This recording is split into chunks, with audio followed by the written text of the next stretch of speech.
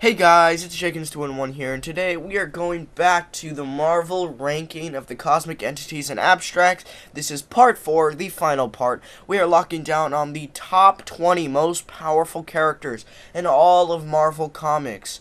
And we might even get a little bit of some DC action in on this list. So, let's get right into it. I know you guys are excited, I am too, and let's jump in right at number 20. Number 20 on this list starts off with the Never Queen. Now, if you don't know who the Never Queen is, that's okay. I didn't know who she was before I started writing this list. Now, if that reflects on whether I'm like a true fan or not, I don't know. But I know who she is now. Now, the Never Queen is a cosmic entity that represents everything that could be. She is the future, and she is wildly powerful. When the first Fulcrum was annihilating everyone, she took one Celestial and jumped into the future, and she came back and revived almost the entire race and helped defeat the first Firmament. She is one of the only known characters, maybe the only known character, to have a full-on relationship with Eternity, and that's multi-Eternity. So if that doesn't show how powerful she is, I don't know what does. That's why she's able to rank in right here at number 20. So coming in at number 19 is the Cosmic Compass, and that includes Oblivion. So this is the multiverse version of the Cosmic Compass. And I'm saying that Oblivion's included because a lot of people think that Oblivion is some omniversal plus entity. That every single multiverse exists in a sea that is Oblivion. I'm here to say that's not correct. Eternity did state that the antithesis to him was Abraxas. He also stated that Chaos King was his antithesis, and that they were one and the same. And he also stated that Oblivion was his antithesis. He's stating that Oblivion as a whole is his arch nemesis, is his brother, is everything that he is not. They are kind of the yin-yang. If one grows, the other shrinks, and vice versa, right? Chaos King was just one in the line of many aspects of Oblivion to oppose Eternity. And I think that within every multiverse, there is Eternity and there is Oblivion. That's why Oblivion does bend to the Living Tribunal, and he was able to be fought by one of the M-bodies of Infinity, and he actually stalemated in his own dimension. If he was omniversal, I don't think he would be able to lose like that, and that's why I think that he is still a multiversal entity. If there's a freshly born multiverse, there's not much Oblivion. If the multiverse is starting to decay, Oblivion gains more power, and that's how the Cosmic Compass is kind of balanced. That's why they're ranking right here at number 19. So, this is one of the coolest comic panels that I ever saw. It was when I was reading the Ultimates, and I saw that the first Firmament was too powerful, as he was older and more powerful than Eternity. Eternity was chained, everything was going bad. Logos had just foolishly killed the Living Tribunal. Logos wouldn't be able to stand up to the first Firmament, all that stuff. And then they summoned the rest of the cosmoses before Eternity. Each one is more powerful than Eternity as they go back, and their combined power was able to defeat the first Firmament. And that shows that as each cosmos got older or got replaced, they gained in power. And so they obviously are more powerful than the current Cosmic Compass because, first of all, there's more of them in this group than the Cosmic Compass, and they're more powerful. So they were kind of easy to place, and that's why they're ranking right here at number 18.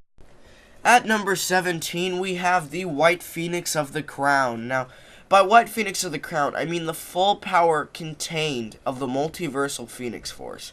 Now, the reason why I called it White Phoenix of the Crown is because we never see the full extent of the Phoenix's powers unless it's in the White Phoenix of the Crown.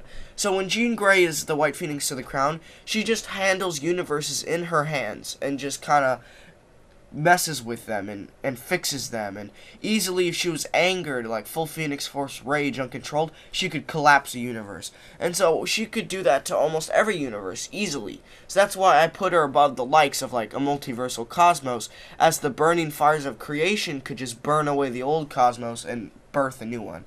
So that's why she ranks in right here at number 17.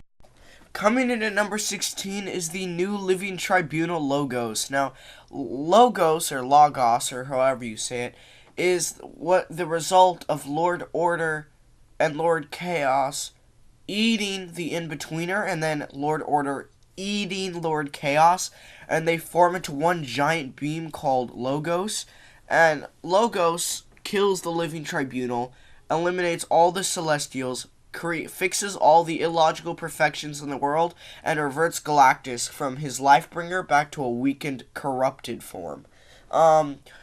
he killed the Living Tribunal. That's really good. He was able to command the cosmos as if he was the new Living Tribunal. That's really good.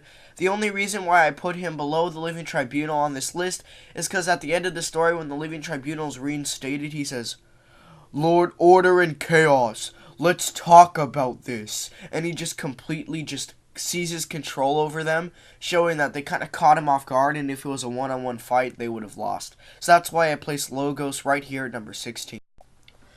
Predictably, at number 15, we have the Living Tribunal. Now, some people might be outraged by this, but I can explain why he's not even in the top 10, even though some people think that he's as powerful as he needs to be for any situation. That's not necessarily true. He is not the most powerful being in the entire Marvel multiverse. He is number 15, I assure you. He is more powerful than Logos, which is why he's 15 and not 16 or 17. So that's the reason why he's here, and I'll explain why he's further along with the other rankings in the list. But all you need to know for right now is he is the judge. He presides over the multiverse, and he answers all the decisions of the cosmic hierarchy has, and he used to be the very top of the food chain. So that's why he's here at number 15. At number 14 is the first person to ever overpower the Living Tribunal, Protoge. If you didn't know, Protoge was created by the Universal Church of Truth to be their new god after the events of, I believe, Secret Wars or Infinity Crusade. I forget which one. And his power was to duplicate the power of any other that he sees. And of course, the one person he happens to see is the Beyonder, post-Retcon Beyonder, by the way. And this is the weakened one, and he's able to copy his powers, and post-Retcon Beyonder goes, "Oh shoot," and he runs to the Living Tribunal, and the Living Tribunal shows up and goes, "Who dares?" And then Protoge shows up and says, "I do." And as you can see on that panel, he rises up and becomes just as powerful as the Living Tribunal. And then because he has the Living Tribunal's powers and everybody else's, he says, "I am the one above all." And he looks like no one can be beaten, and then he gets beaten by someone later on this list. So that's why he ranks in right here at number 14. At number 13, we have Scathan The Approver. Although Scathan is a Celestial, he is actually more powerful than the Living Tribunal. The storyline with Protoge actually takes place in the year 3000, and the Living Tribunal should actually be slightly more powerful than he is now. However, Protoge is still able to beat him, and before Protoge is able to take down the entire universe, Scathan steps up and says, "I do not approve." And Scathan completely stops Protoge and allows the Living Tribunal to imprison him. So that just shows that the Living Tribunal is not the yes or no say as Protoge defied him, but Scathan the Approver, a Celestial, is the actual yes or no say. So, not in the current 616 timeline, but 1,000 years in the future, Scathan the Approver is more powerful than the Living Tribunal and Protoge. So that's why he ranks in right here at number 13. At number 12, we have the ominous figures known as the Infinites. Now, the Infinites' only claim to fame is that they showed up and wanted to, realign the Milky Way galaxy to create harmonious, mystical energies. And they just did, and Eternity tries to stop them, and they grab Eternity in one hand and kind of manhandle them and say, "Do not interfere with the Infinites." And oh boy, was it hard to find anything that would reasonably place these guys on the list. Now, the way I found it was when Quasar tells the Avengers about the Infinites. He says, "Man, those Infinites. I've seen likes of the Living Tribunal. Even Eternity," and this is full power Eternity, and but that side note, for Pete's sake. And he says, "But to the Infinites, they're like us mortals." And so that just shows how powerful the Infinites are. And then that made me go crazy. How powerful are they? But then I found another passage where they say, "Our job is to bring harmonious, mystical, and magical energies throughout the multiverse." By saying multiverse, they are implying that they are not over or more powerful than the multiverse, which means that they are the most powerful thing in the multiverse, but they are not beyond multiversal in power. So that's why I ranked them in right here at number 12. I know. Putting the alien entity at number 11 is probably a very risky decision, but let me explain myself. So you might be saying the alien entity above the Infinites, you're crazy. And perhaps you're right, but hear me out. So the alien entity bonded with the fires of creation and recreated the entire cosmos as we know it. I'm not talking about the first cosmos. I'm talking about the not the current one, the 8th one or the 7th one, whichever the one it was before the Ultimate Ultimates. I'm talking about that version of the multiverse. So he created the entire multiverse from which the infinites came from and are harmonizing the energies for. So that's why I put him above the infinites, simply because without him there would be no infinites. So that's why he ranks in right here at number 11. At number 10, we have a full-powered infinity being. Now, this character was also known as Nemesis. However, Nemesis is not the same thing. Nemesis is the full infinity being conscious with the power of infinity stones across 2 universes. So that's what made her wildly powerful. And she was able to wipe out a couple universes with a wave of her hand. Now, if she was at full power, because if you didn't know, the infinity being was there before the first cosmos, and her suicide and split the infinity gems that she had in her head, and these are the ancient relatives to the infinity gems in universes today. They exploded into a million pieces, into fragments, and split into each universe. So that's why you have different infinity stones in each universe. And so if she was assembled in her full power, she would be as strong as the entire multiverse almost. So that's how incredibly strong she would be. So that's why she ranks in right here at number 10. It's simply because she created the first cosmos, and that's why Alien Entity is just under her, because while he created the second latest cosmos, she created the very first one and kicked everything off. So that's why she's right here at number 10. At number 9, we have the Amalgam Brothers. Now, if you didn't know, the Amalgam Brothers are the entire representation of the Marvel multiverse and the DC multiverse.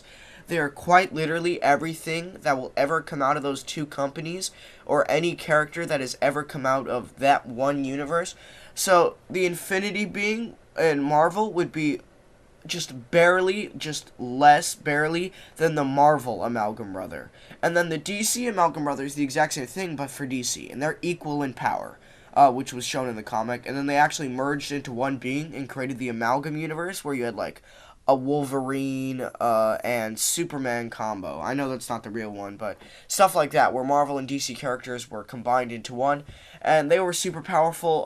Like the Spectre and the Living Tribunal were also confirmed to be the same power, and they had trouble, like they were just like tiny dots trying to hold the 2 brothers from striking each other and ending all existence. It was crazy, it was awesome, and that's why they both rank in right here at number 9. Number 8 is Retcon Molecule Man. Now, I want to draw your attention to some of the pictures up on your screen. And as you can see on number 8 is Molecule Man, and he's wearing his more leathery costume.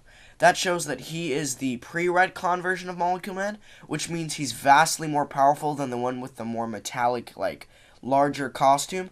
And also you can see the fight scene between him and the pre-Retcon Beyonder, and that's the original. So if you see any other fight where they're wearing like bigger costumes and it's like much newer, that's the like new version of this fight. This fight and the older one is inherently better, and they are much more powerful during this fight. And the reason why I placed pre-Retcon Molecule Man as below the Amalgam Brothers is because it's stated that he can heal and dish out attacks that could destroy 1 billion dimensions, and like that's more powerful than the entirety of the Marvel multiverse. And it was stated that the pre-Retcon Beyonder was infinitely times more powerful than pre-Retcon Molecule Man is. So if you look at the list in retrospect, this is kind of where he fits, and it just feels right. So that's why I put pre-Retcon Molecule Man right here at number 8. So, at number 7, we have the Beyonders. Now, my explanation for this can be seen later on the list in Post-Secret Wars 2015 Molecule Man. This is Owen Reese after he absorbed all the power of the Beyonders and all the power of the other Molecule Men across the multiverse. And he becomes so insanely powerful that he's even stronger than he is in the pre-Retcon version, the one that's infinitely less powerful than pre-Retcon Beyonder. And the reason why is just based on, like, feats and stuff like that, and kind of what he's said and what he's shown. And so I looked over all that, and I decided that the Post-Secret Wars was more powerful by quite a bit. So then I said, what does most of Post-Secret Wars power come from? Oh, the Beyonders. And the Beyonders, he's just a little bit more powerful than the Beyonders because he also killed other Molecule Men and stole their powers. So the reason why the Beyonders are above pre-Retcon Molecule Man is because of the power of that Molecule Man gains when he steals their power from them, which is why the Beyonders come in just above pre-Retcon Molecule Man at number 7. Coming in at number 6, we have God Emperor Doom and God Reed. Now, God Emperor Doom and God Reed get their powers from the empowered Molecule Man, empowered by the power of the Beyonders and all the other Molecule Men across the multiverse, and they get their power straight from him. However, they are weaker than he is, as he is able to freely dish out their power and drain one's power over the next to show that he still has hold over them, which makes him more powerful than they are. However, they still have more power than all of the Beyonders combined, and they were shown to be both extremely, extremely powerful. Reed did actually win the fight, but that's simply because he's Reed Richards. They were so powerful that they were like the supreme being of the multiverse. Doom saved almost the entire multiverse from collapse and strewed together his own perfect paradise. And everything was just perfect for him. He was so powerful that the Infinity Gauntlet was almost nothing to him. And it barely held him off. And that's why they both rank in right here at number 6. Coming in at number 5, and starting off our top 5, is Post-Secret Wars Molecule Man. This Molecule Man is the power of the Beyonders, as stated earlier, and all the other Molecule Men in the multiverse. He is extremely, extremely powerful. This is the one that didn't lose to Sentry. This is the one that is shown in the Ultimates. He is talking to Galactus, stating that even like quarks and protons are clunky for him, and he's simply Information Man, String of the Universe Man. He is so incredibly powerful that he was able to hold an omniverse in a box. He remembered the cosmos as it was, and he created the entire Marvel multiverse using his powers. He was killed by the Griever, but that was after he was exhausted of literally all the power he had, because he created an entire multiverse, for Pete's sake. Yeah. He's just vastly powerful. More powerful than pre-Retcon Molecule Man on almost every account. If you don't believe me, look it up on Comic Van. They debate it for a while, but eventually settle on this guy. So, that's why he ranks in right here at number 5. At number 4, we have pre-Retcon Beyonder from Secret Wars 2. This is the last of the non-one above all related characters. He is the most powerful villain / character / non-one above all, like I said before, in all of Marvel publication. His origin comes from that he came from a multiverse that was so much more powerful and so much bigger than the Marvel multiverse, that the Marvel multiverse was like a drop in the ocean. That was his multiverse. And in his multiverse, he was all. He was God. So he came to our multiverse to understand human life in Secret Wars, and then in Secret Wars 2, he unleashed his true power. Now, he was just so incredibly powerful. Like, it's ridiculous. This guy's awesome. He is infinitely times more powerful than any version of the Molecule Man, and it's just insane. So this is where he ranks in at number 4.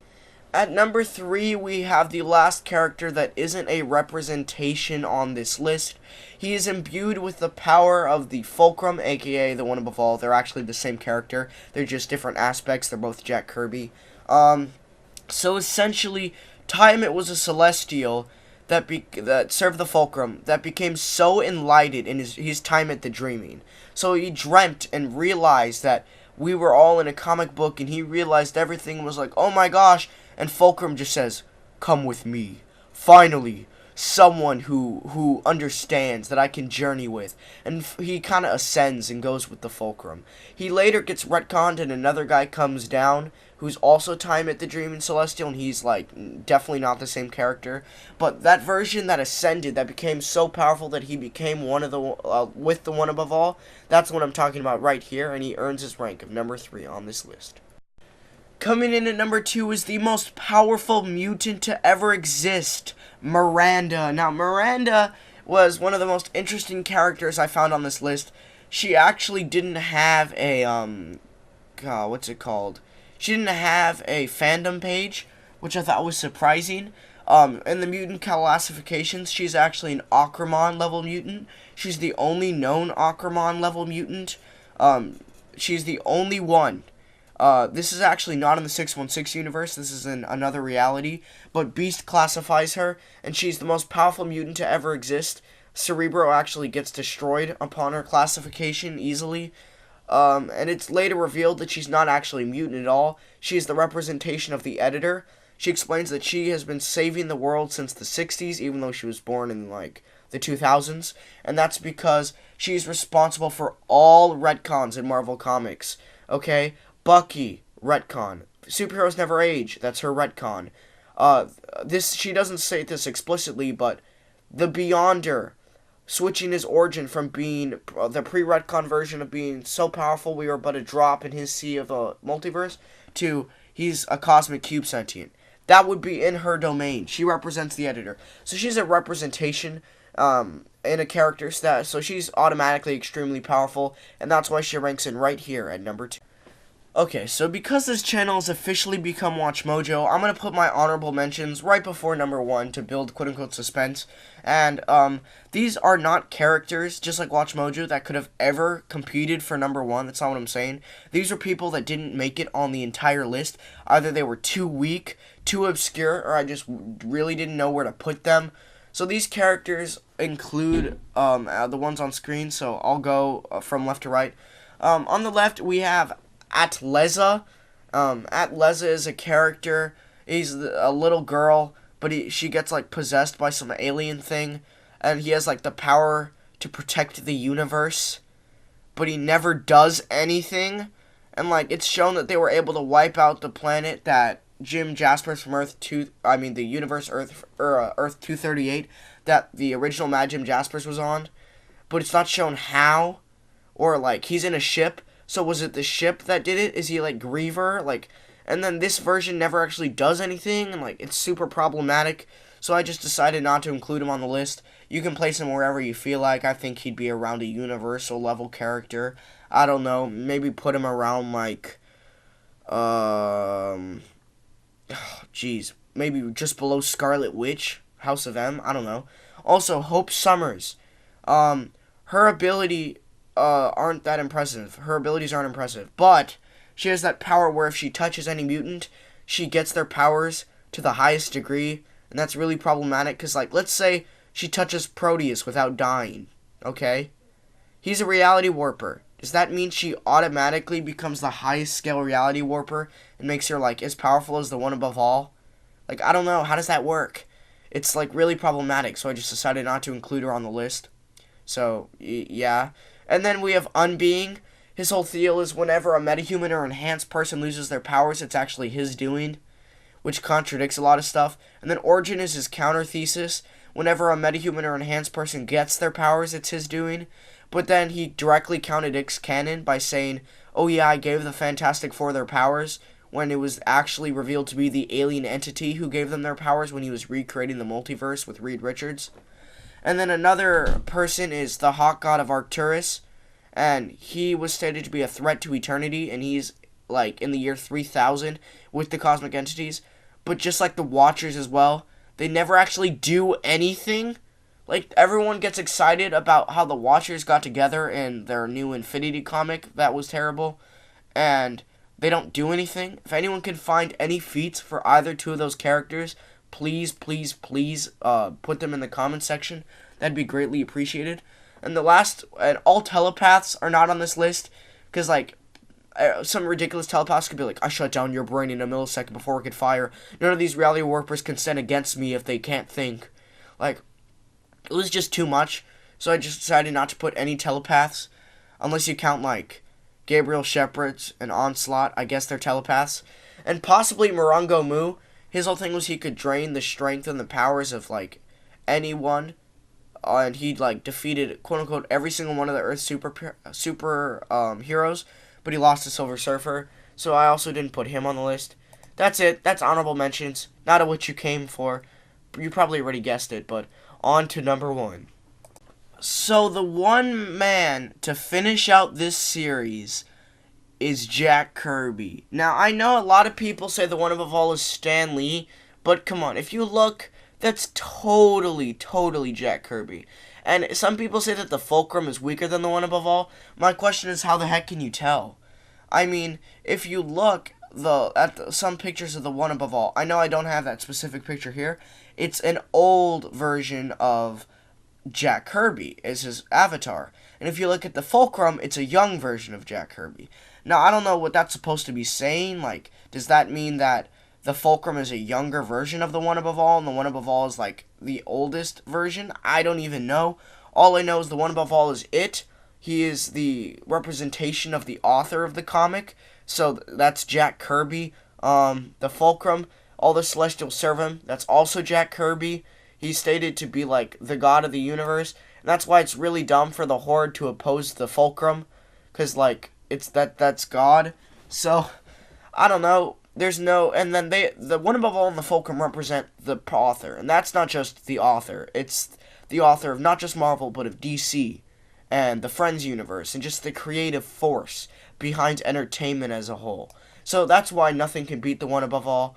However, the One Above All and the Fulcrum are represented as characters in Marvel, and that's why they have to have a place on this list, and that place is number 1. We made it, guys. We made it through the entire series. Man, it has been a fun ride for me. I swear I wore out my throat recording all these videos. I don't know how YouTubers on the daily grind do this. It's cool to see my big ranking out there in the world now. Yeah, so it was a lot of fun. I really hope you guys enjoyed the list. Again, you know the drill. If you have any questions, comments about the list, please link them, or not link them. Please ask them in the comment section below, or if I'm downright wrong, please correct me. The honorable mentions. If you have anything to say about the honorable mentions, please come and tell me. If I was wrong about them, where I should place them, please do. Please tell me in the comment section below. Please subscribe to my channel and like the video, hit the notification bell, and you'll be notified when I upload next. I might be doing more rankings like this in the future, however, I might need, like, a very long break after this. So, you know the drill. My image right there in the center of your screen, click that to subscribe. To the right, you can see Akidosta and Creep MC. Both of their channels are great. They're both good friends of mine. Akidosta makes anime paint openings. Creep MC makes Minecraft and Fortnite tutorials. And if you didn't see the past videos, okay, you can go see them on that box on the left. The playlist is right there. Thank you so much for watching and staying with me. If you stayed with me through all 4 parts, thank you very much. I appreciate it. And have a great day.